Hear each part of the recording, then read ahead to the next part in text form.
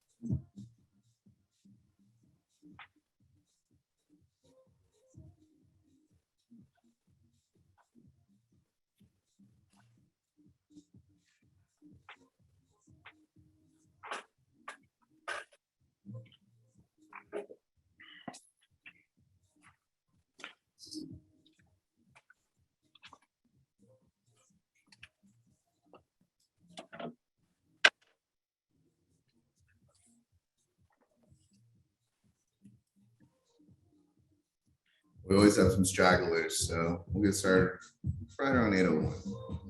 We always have a little bit of stragglers. Sounds good.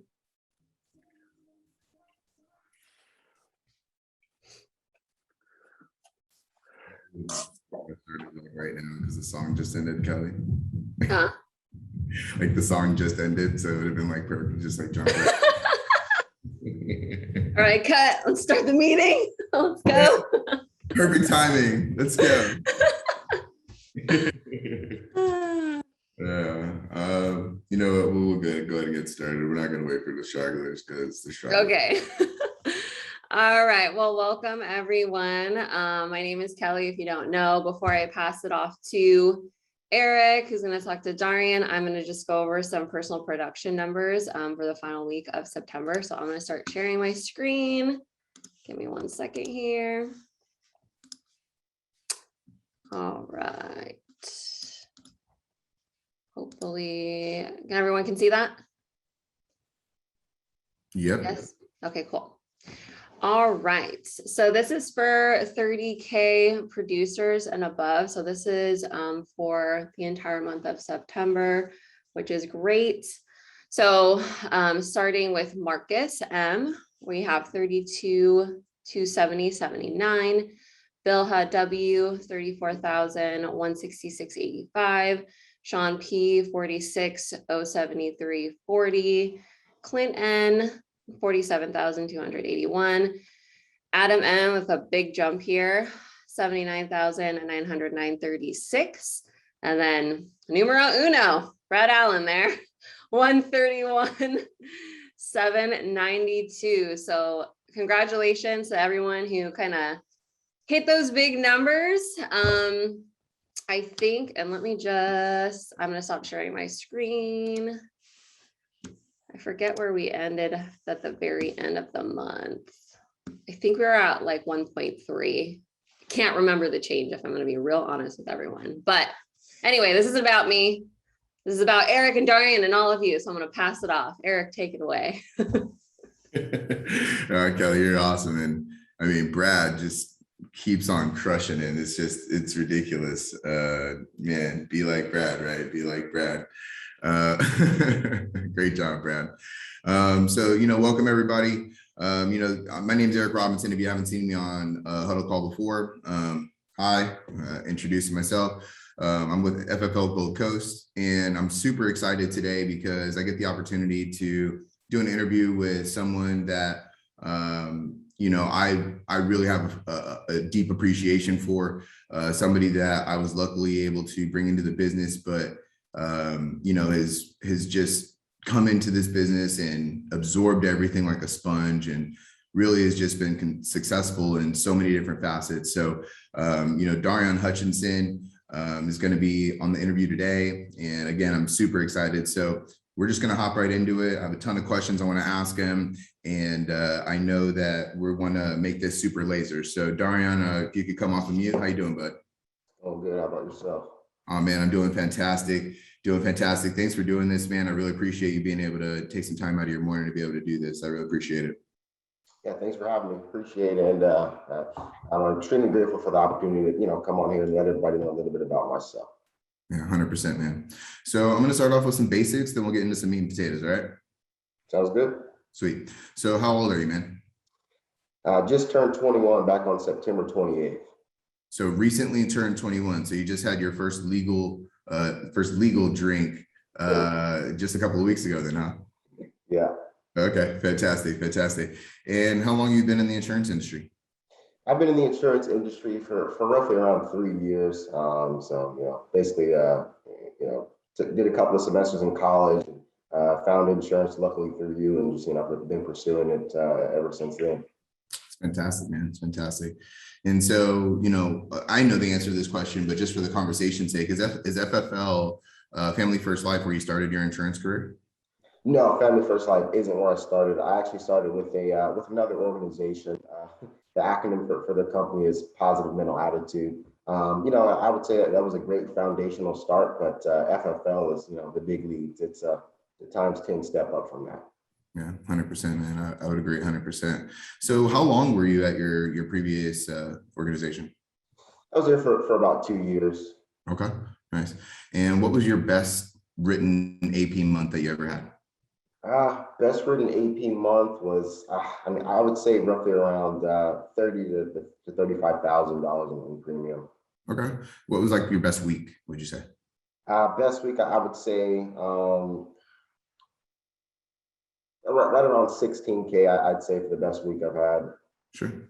So diving a little bit more into the meat and potatoes of that, like what kind of commission were you used to making back then? Commission, as in comparison, it's just stepping over pennies to get dollars. I was starting out an agent at 33% commission, and then bumped up to right around 36 to 37% as a manager when I got promoted. So you were 37% as a manager. Is that what I'm hearing? Yeah. Okay.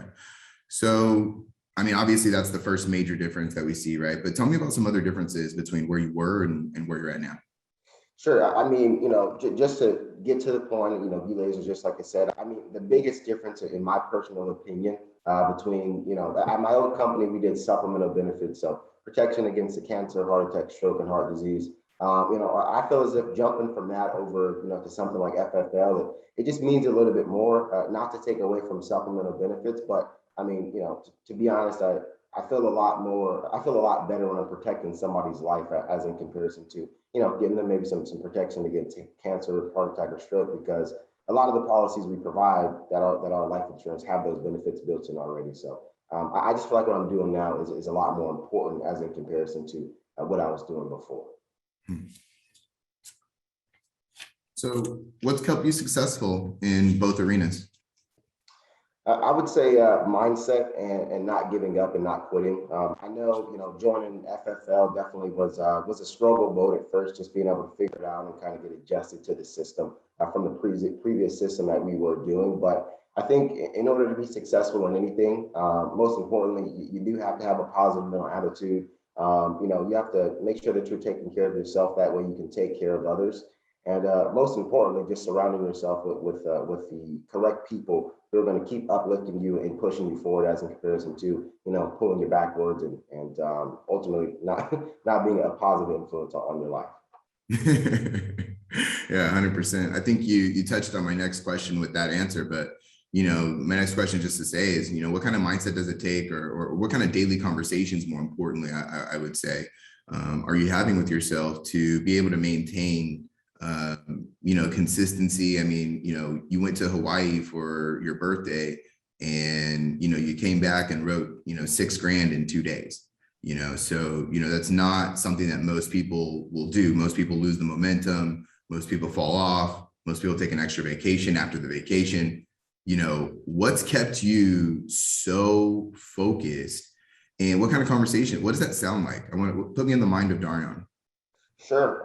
So I think first and foremost for me, and honestly, for everybody, what it should be is, falling in love with the process, right? So when I say that, I mean multiple different things. So first and foremost, falling in love with the process of, some days are going to be good, some days are going to be bad, but you just got to keep pushing through because the numbers are going to work out in your favor, and falling in love with the progress that you're making each and every single day, and also just recognizing yourself for the progress you're making, even if your day is not going as well as you planned.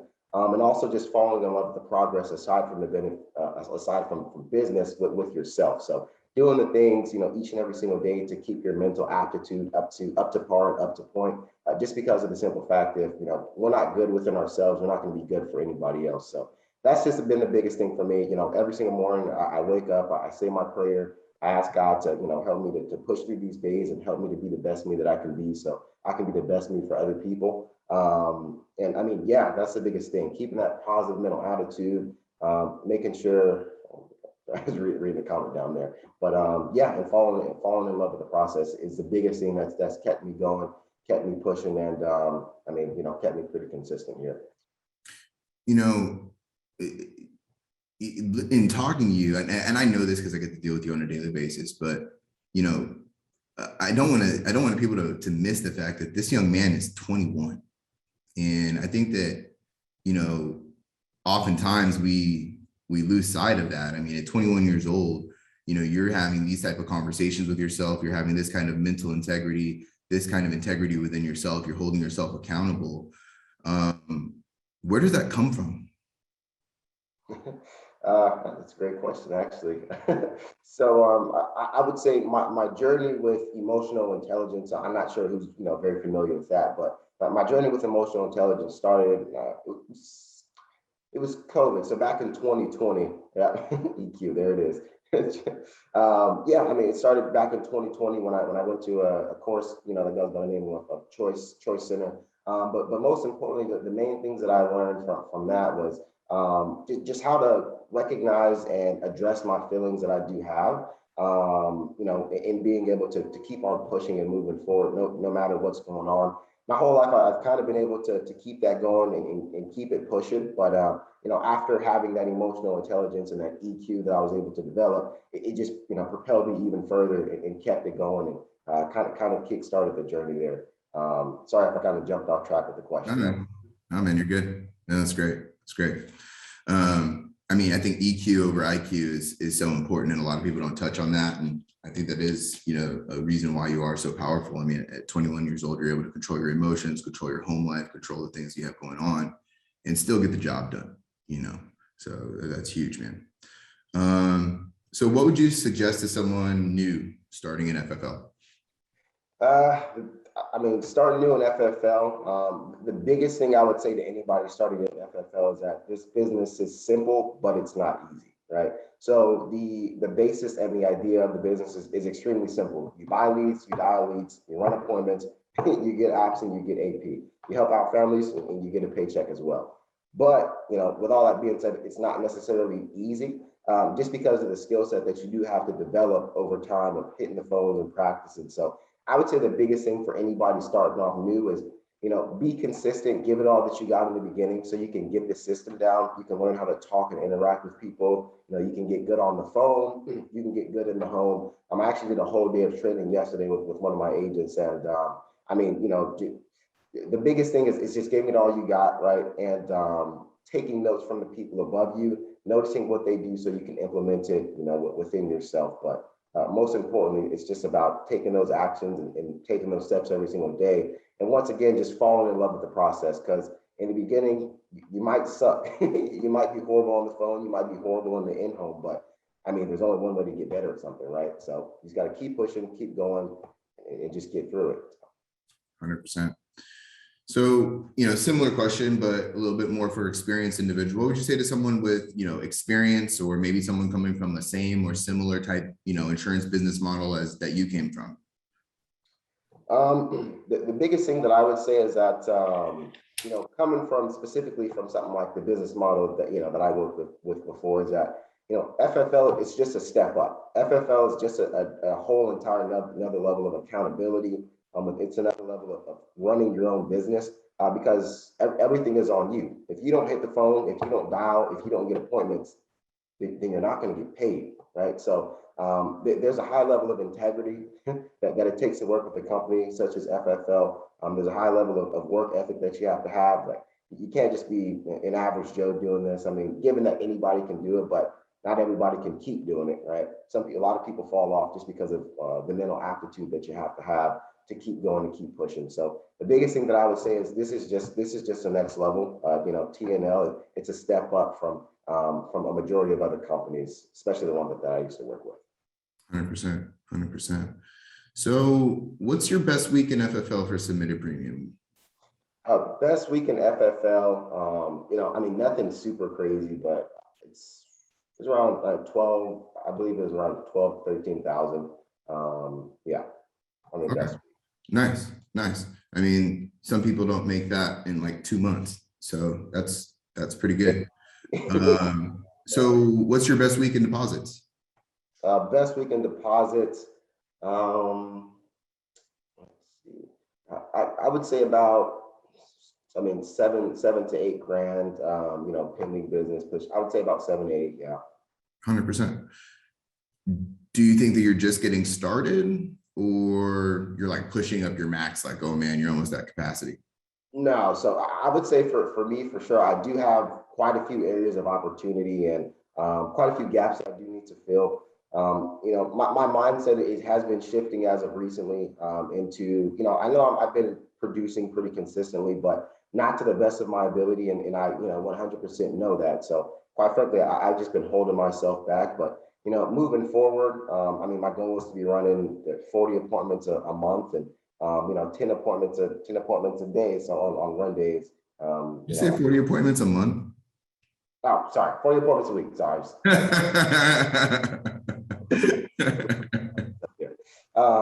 Yeah, that was definitely a mental typo there.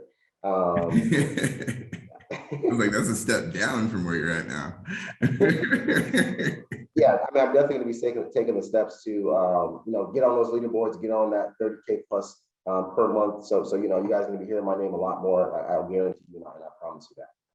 It's awesome, man. So looking forward into 2022, right? We're in Q4 of 2021. Looking forward, what goals do you have?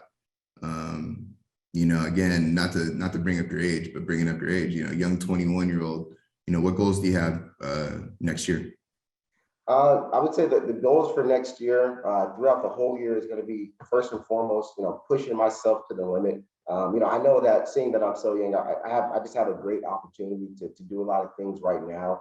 So later on in life, I don't have to worry and stress. So I would say, really hopping on that hype train and just getting started where I'm pushing myself to the max every single day, doing the most I can do. Because I mean, honestly, if I'm not pushing myself to the max, what am I really doing, right? And that goes for anybody.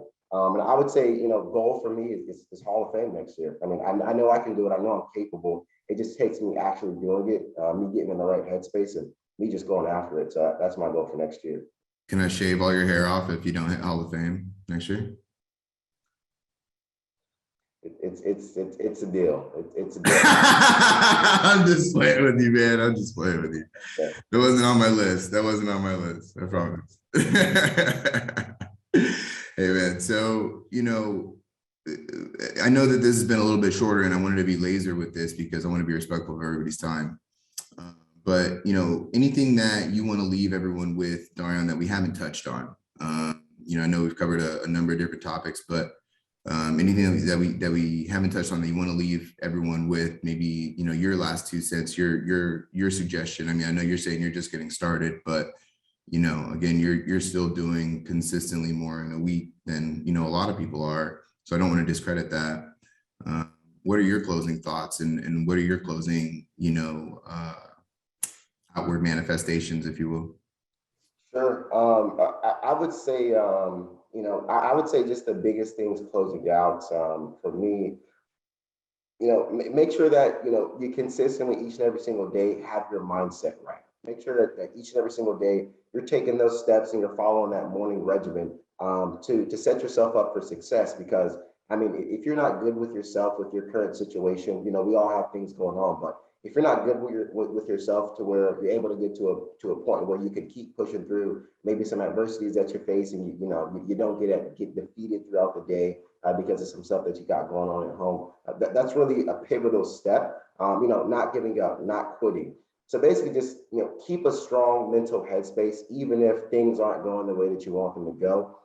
Just know that everything works itself out, and also that everything happens for a reason. You're never alone. You have a whole, a call full of people who are going through some of the similar things that you are going through right now. If not, they went through them in the past. So just know you're not alone. Keep a positive mental headspace, and just don't allow yourself to quit on yourself. Keep pushing through that adversity, no matter what happens, because it's possible. Whether you say or whether you say you can or whether you say you can't, you're right 100% of the time. So those are my closing words for you guys. Yeah, man. I just want to say thank you again. You've been a huge inspiration in my life, and I think everyone on this line that can tell exactly why. You're super young. You got a lot of opportunity ahead of you, and you know that. And I can't wait to see what you do in the coming months, the coming weeks, and the coming years, man. Really appreciate it. Yeah, for sure. Thanks for having me. Not a problem. Kelly, I'll turn it back over to you, and I think we're all good. Yeah. So thank you everyone, obviously, for being on this call. I really appreciate it. Especially people who are consistent every week. The one thing I do want to remind you all of is the sales conference. So if you didn't know, it's all over the place, but I know sometimes people miss it. The fall sales conference on kind of the Pacific Northwest side. It'll be in Vancouver, Washington on October 21st. So it is coming up. You still have an opportunity to, do whatever you need to do to get there. There are a lot of people that are going to be there. Eric's going to be there. John, I'm going to be there. Matt Smith, a bunch of people. And then from other groups, Nina Damjanovic, Hayden Hill. So that power couple right there from FFL Limitless, they're going to be there. So if you are looking for an opportunity to train, network especially, which I think is a really super important component of being an FFL agent, to learn and just to know people, then I would definitely get on over and have fun and learn and from a lot of amazing people. So yeah, but other than that, that's it. Unless anyone has any questions for me or Eric or Dahrion, any questions? Can be about anything. No? Okay. All right. Well, have a good one, everyone. And have a good rest of the week.